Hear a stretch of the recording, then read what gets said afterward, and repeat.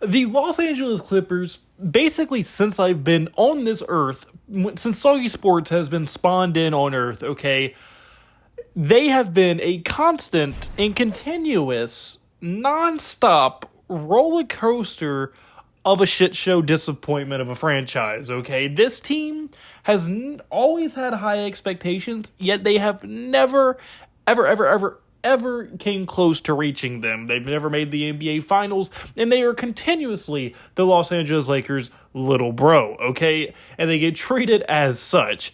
But now, with the new addition, first came the Lob City, then came Paul George and Kawhi, and now we have what I would like to introduce to you as the Unk Squad, okay?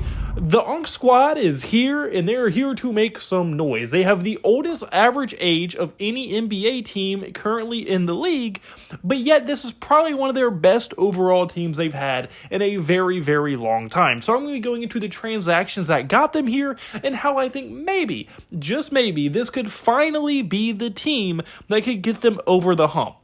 Although probably not, because it's the Clippers, and they will probably be World War III before they ever make the finals. But I'm going to be getting into this hypothetical scenario where they legitimately could have a path to having an extremely successful year, and maybe even success at the highest level if all things go well. So that does sound interesting too. Please watch the video all the way through. And without further ado, let's get right into this video. So the first thing I want to dive into for this video is going to be how they got the current roster they did. What transactions took place for them to go what they had last year to what they're going to have going into this year coming in. The first thing they did was they signed Chris Paul. They brought back Daddy Paul, okay? He finally got the milk from the store. He's back on the team, and that was their first move. And Chris Paul is definitely old and fits the Unk Squad status.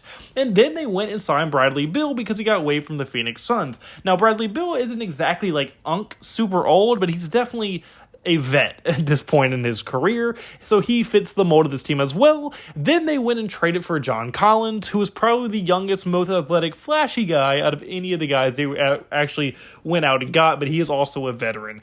And then they went and signed Brook Lopez.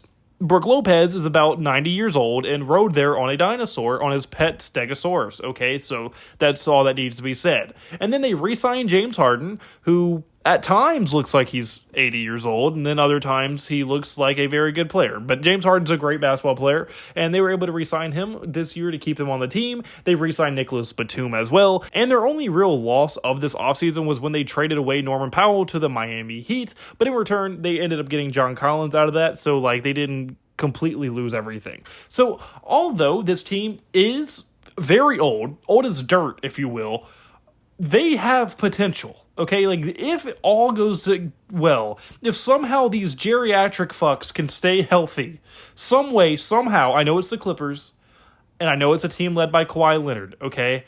Health, Clippers, and Kawhi is basically an oxymoron. They don't go together, I know.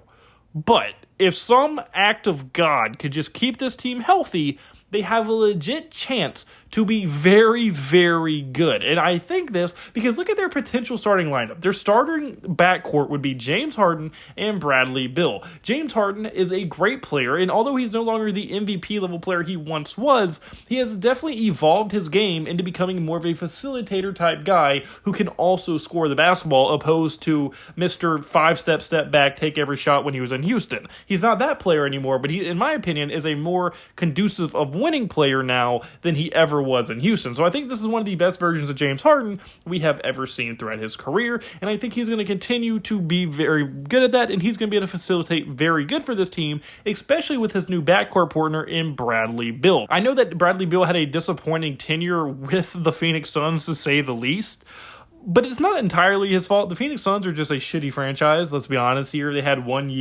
run where they choked. But outside of that 1 year, the Phoenix Suns are a pretty shitty franchise overall in the grand scheme of things. And I think Bradley Beal kind of got the bad end of the straw. And to put on top of that his only other team before that was the Washington Wizards.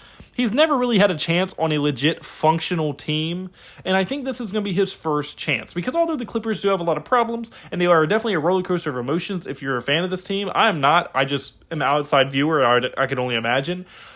But I think now that he's on a legit, like, foundation strong team like the Clippers, he should be able to be a lot more comfortable and find his role in this team, especially with a facilitator playing with one like James Harden. They should be able to complement each other very, very well because Bradley Beal is a great offensive player. And from an offensive standpoint, this is easily a top 8, top 5 backcourt in the entire NBA, in my opinion. Once again, assuming they stay healthy. And then you even kind of look at their front court. They have Kawhi Leonard, John Collins, and Ivanka Zubac. That's probably going to be their starting small forward, power forward, and center. Kawhi Leonard, goes without saying, when he is healthy, is one of the premier players in the entire NBA. He is an absolute stud. The dude's a beast. And, I mean, without saying a superstar level player when he is healthy. He's just never healthy. He doesn't like to play basketball, apparently. You wouldn't think robots could get hurt that much.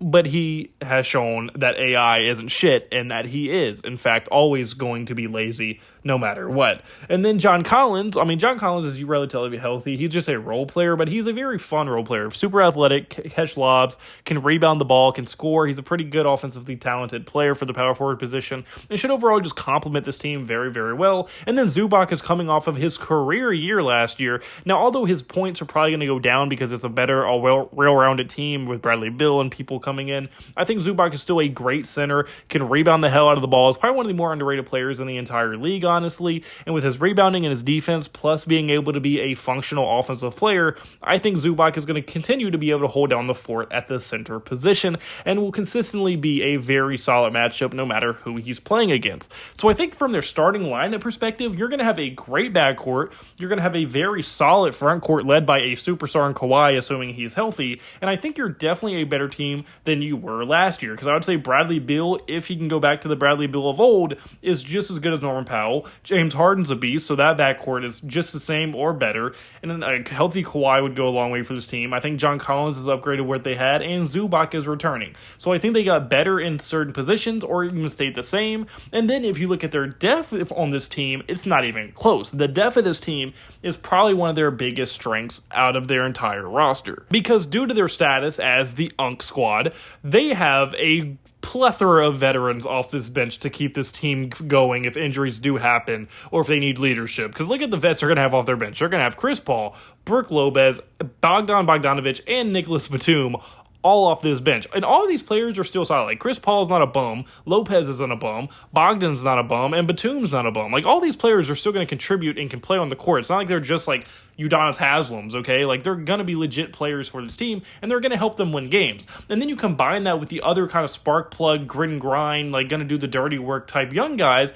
in Chris Dunn and Derrick Jones Jr., that's going to add a lot of athleticism and just sparks to this bench as well. Their bench is honestly very well-rounded and very kind of has a solid mix of veteran and young guys. Chris Dunn is one of the most underrated defenders in the league. Derrick Jones Jr. is just a kind of a high-energy role player. And like I said, the other four are going to be solid guys who can lead this team as well in the locker room and things like that. So I do think, guaranteed, from the depth chart of this team, from the starting lineup of this team, I think they're going to have one of the better overall rosters in the entire NBA. And kind of to prove this point, let's just compare them to some of the other contending level teams in the NBA going into next season. So the first team is going to be the Denver Nuggets. Now, Denver is definitely going to have the best player in a series because they have Nikola Jokic. That's not saying much because Jokic is going to be the best player in almost any series he's in. But then I think the Clippers are a deeper team than the Nuggets, and the Nuggets are a pretty deep team, so that is saying something. And yes, the Nuggets have the chemistry, but I think it's a close enough matchup that I wouldn't be surprised whoever would win that matchup in a 7-game series. The New York Knicks, I think they 100% have a deeper team than the New York Knicks. They definitely have the better player than the Knicks. I think Kawhi is better than anybody the Knicks have, and they have more experience on this team as well, especially in championship experience and just overall NBA experience. The Clippers have them beat there, so I think they're a better team than the Knicks. And then you have the OKC Thunder. OKC is better than them for sure, and I think that's the one team that the Clippers are going to hope to God they don't have to go against in the playoffs. And that goes for everybody in the West. An ideal situation for the Clippers is that Denver can beat OKC because they match up better against them, and they have Nikola Jokic, and hope Jokic can just put on a masterclass performance, beat OKC, and then they meet Denver in the Western Conference Finals, and then they play from there. I think that is their only hope, and although not likely that OKC loses, and not likely they don't repeat, I think that's their best bet. But there is a realm of possibility where I think the Clippers could win the NBA Finals, because I do think they're very talented. I think they have star-level players, and I think they have the leadership and the veteran and all that ability they need. Plus, they're led by one of the best coaches in the league in Tyronn Lue. So just overall, this team has all the pieces you need. They just need a few things to go their way. They need to stay healthy. They need to not die of old age. World War III has to not happen, and the OKC Thunder need to lose to the Denver Nuggets before they play them in the playoffs. If all these things can go their way, the Clippers can legitimately be an NBA Finals team, finally, for the first time in this team's franchise, and Ballmer will no longer have to be a disappointment to his entire family and the laughingstock of the entire league. But unfortunately, guys, that's going to be my first video. So comment below. Do you agree with me? Do you think the Clippers have a chance to make the finals? Do you think they have no chance? Or any thoughts in the comment section below? And like the like button, subscribe button to me. That's right to me. I hope you have a blessed day, because I had a blessed day, so you need to have a blessed day. All glory to God. See you in the next video. Goodbye. Boo. Blah, blah.